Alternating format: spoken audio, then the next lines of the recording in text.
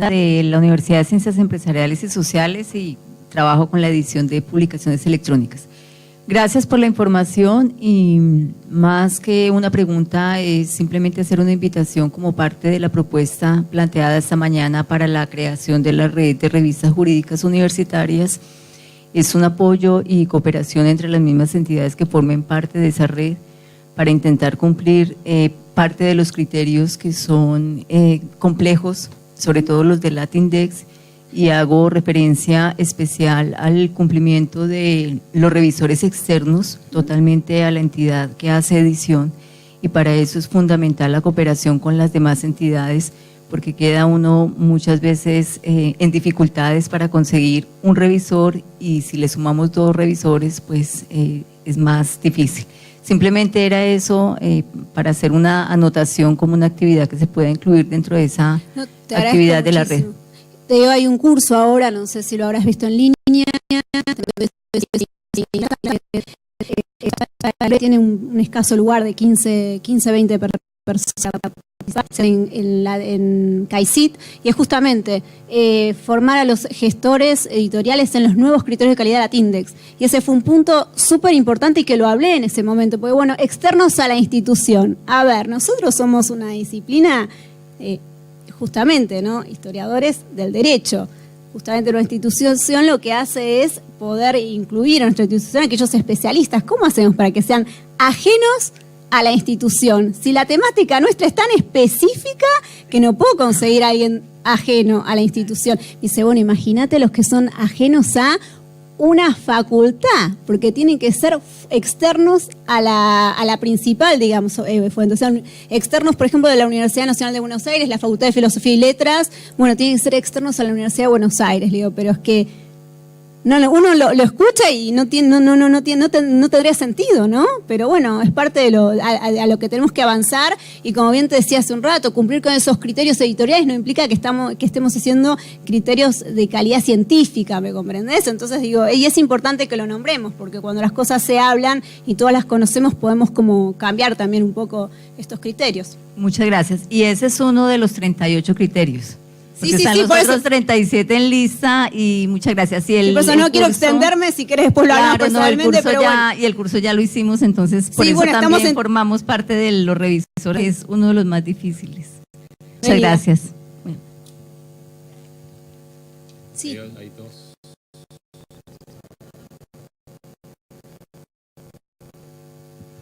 No, muchas gracias. No, respecto del plagio, la experiencia que tenemos en la Dirección de Derecho de Autor, que estamos dando capacitación en todo el país,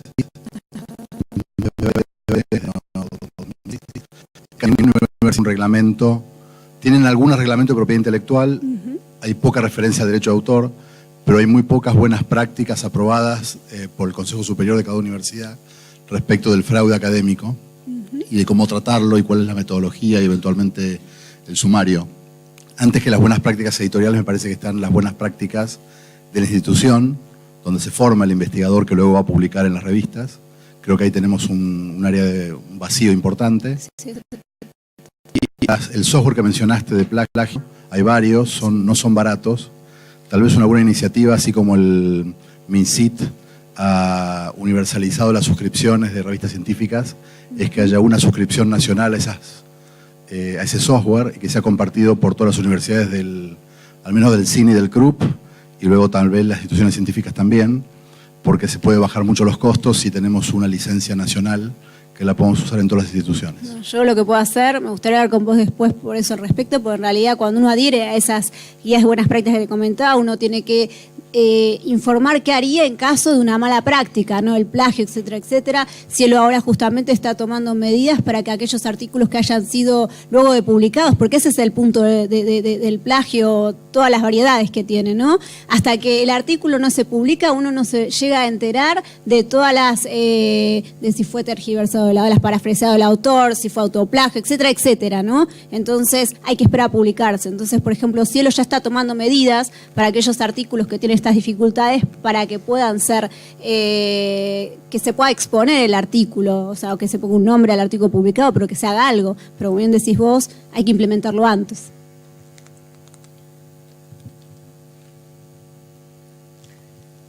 no, quería hacer una mención respecto de... Más cerca.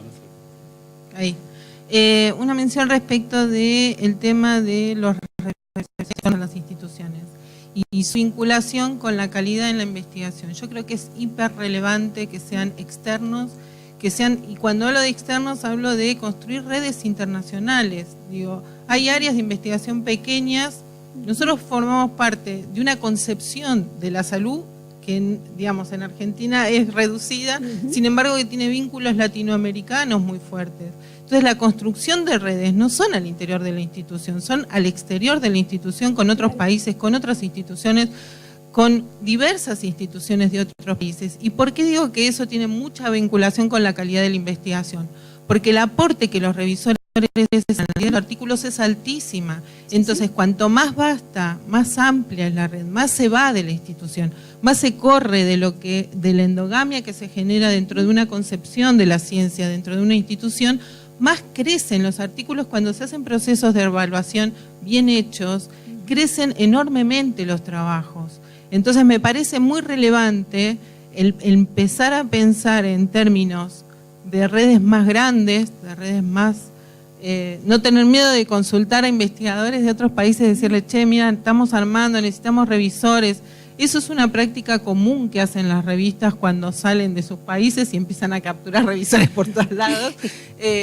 Y creo que es esa la función, eso por un lado. Y por el otro lado, el tema de las reseñas de libros, también fue un tema que nosotros discutimos bastante, de hecho las hemos retirado de nuestra revista, porque entendemos que era una práctica que tenía mucho que ver con una época donde se reseñaba y había intermediarios que medían entre una producción que era interpretada por un reseñador y que le decía al otro como si fuera una síntesis. No necesitas leer el libro, te doy mi síntesis y con eso te alcanza.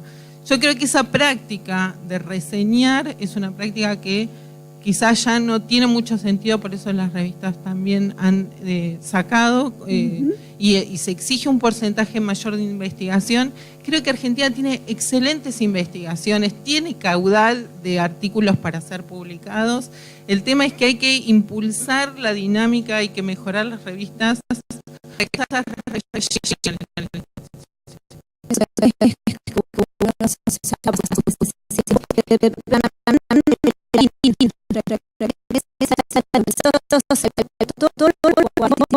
Especialistas justamente pertenecen a la asociación porque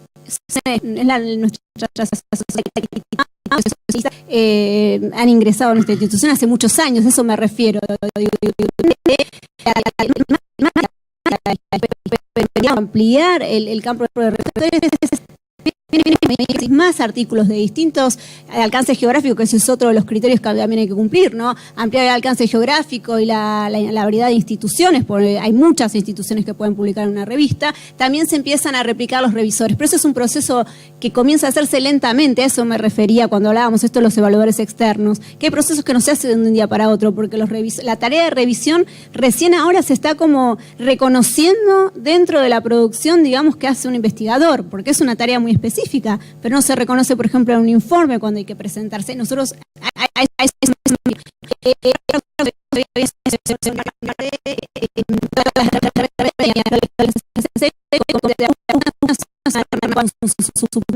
fuera, que bueno, si hay que sacarlo del contenido original de la revista que no se incluya en la tabla de contenidos, perfecto, pero si la institución desea publicar esas reseñas, que haya una alternativa. ¿Me comprendés? Y estoy de acuerdo, pero el tema es buscar alternativas hasta que esos procesos se puedan concretar, ¿me comprendés? Porque son criterios que se están estableciendo de un día para otro y se hace muy difícil concretarlos de un día para otro. Por eso digo que es una cuestión de tiempo y estoy de acuerdo con lo que vos decís, digamos, a largo plazo. ¿Qué tal? Buenas tardes. Yo en realidad quería hacer una invitación. Me llama mucho la atención cómo el diagnóstico o los problemas que por ahí que tienen nuestras revistas argentinas son los mismos problemas o el mismo diagnóstico que tienen muchas de las revistas latinoamericanas. Yo hace poco estuve ahora en la creación de la Red Internacional de Revistas Jurídicas en Costa Rica. Bueno, fueron representantes de varios países, o sea, de El Salvador, de México, de Colombia, y todas las revistas tenían como este mismo problema de indexación de sus revistas, donde les costaba conseguir evaluadores y autores que fueran de otros países. Entonces, uno de los objetivos principales de esta red fue justamente compartir la base de datos para que los autores de nuestras propias universidades, que no conviene en realidad que publiquen en la propia revista porque no sirve para la indexación, puedan publicar en estas otras revistas latinoamericanas. Y justamente los evaluadores también, compartir los evaluadores en una base de datos, digamos, latinoamericana. La idea es que sea internacional, pero por ahora éramos todos países latinoamericanos. Podamos hacer una base de evaluadores latinoamericana para poder compartirlas. Bueno, ya empezamos con toda esta organización, con toda esta base de datos, y si Dios quiere, bueno, así quedamos, digamos, en la reunión. El año que viene nos reunimos acá en Argentina, en la Facultad de Derecho de la Universidad Nacional de Cuyo, en noviembre, para ampliar la red a nuevas revistas y a nuevas universidades. Así que yo creo que seguramente les vamos a hacer llegar la invitación, porque creo que es el problema que tenemos todos y a nivel Latinoamérica nos podemos ayudar. Te agradezco mucho. En realidad, como siempre se dice, ante la problemática está el desafío de la nueva solución, ¿no? O sea, digo, pero bueno, está armando muchas redes, y eso es muy bueno. Gracias.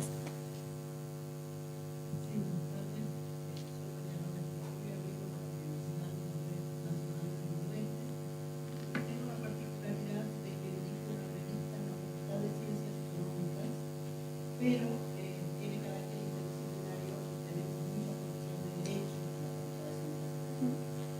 Entonces, lo que nos queríamos tratar con el tema de reseñas, nosotros en alguna cuestión, por ejemplo, hemos armado una sección que es comunicaciones, que son aquellos artículos que no alcanzan la categoría para ser artículos científicos. Y entonces, eso tiene un porcentaje mínimo, pero que permite, por ejemplo, presentar un informe de investigación que no tiene la categoría de artículos científicos, es muy fuerte, sobre todo desde el punto de vista de la cognitiva. Entonces lo hemos puesto en una sección aparte y entonces lo publicamos allí cuando los evaluadores sostienen que no se puede publicar como artículo, porque es uno de los ítems que le ponemos en la grilla.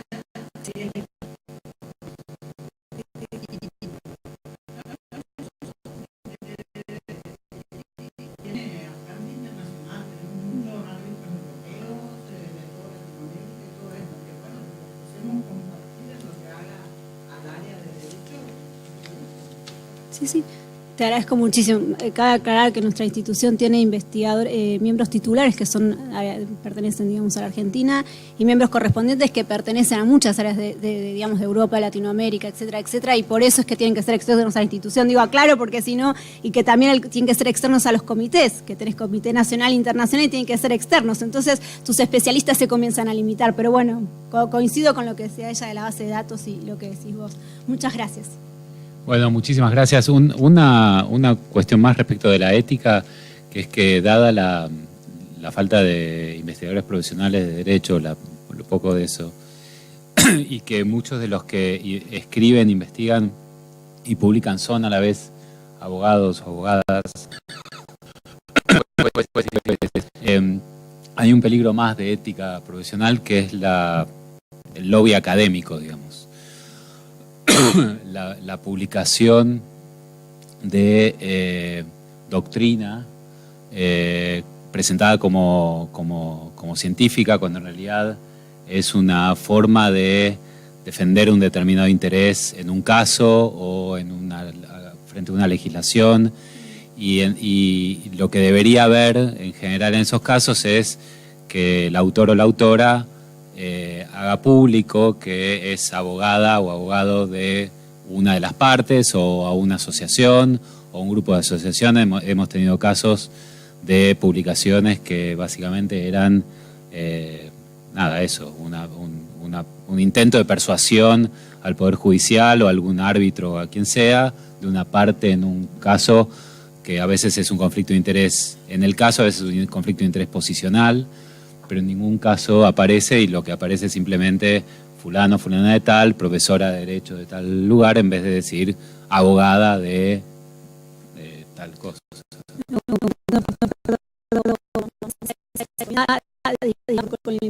Económico, decías, también digo, no me quise no quise extenderme mucho, porque en 15 minutos no puedo extender, pero digamos que la serie de conflictos de intereses también es un área que hay que incluirla justamente por eso. Gracias, por la... No, por favor, muchísimas gracias a vos.